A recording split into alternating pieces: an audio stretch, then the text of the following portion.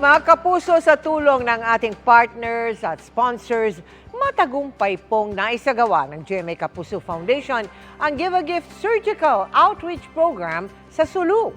Handog natin ang libreng operasyon sa mga kababayan natin doon na matagal nang pinahihirapan ng kanilang bukol at iba pang congenital defects. Kilalanin po natin ang ilan sa ating beneficiaries.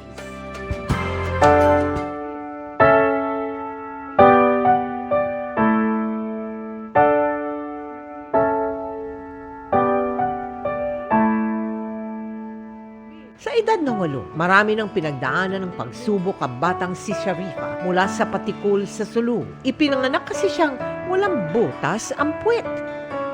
Na-diagnose siya na meron siyang trisomy 21 o Down syndrome. Merong iba yung isa o dalawa na merong congenital anomalies, no?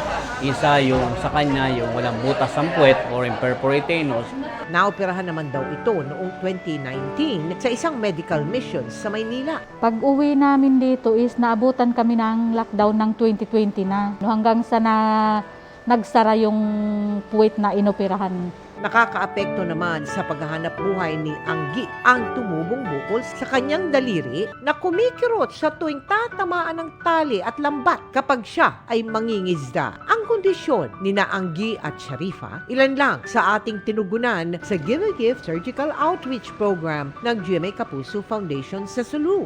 Katuwang natin sa pagbibigay ng bagong buhay at pag-asa ang World Surgical Foundation Philippines at 11th Infantry Division ng Philippine Army. Wala pong pediatric surgeon dito sa Sulu, kaya meron po kaming mga kasama na pediatric surgeon na nagpa-practice sa Zamboanga City Medical Center. After 2 weeks, doon na siya mag-follow up. Tinanggalan natin yung pinakabukol pero taking good care na mas-save yung tendon.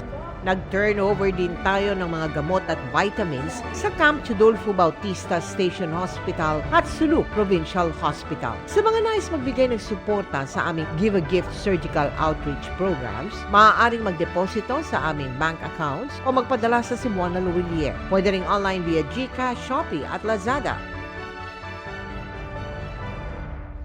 Mga kapuso, kasama nyo kami 24 oras. Mag-subscribe sa GMA Integrated News sa YouTube. Sa mga kapuso abroad, bisitahin ang GMA Pinoy TV at www.gmanews.tv.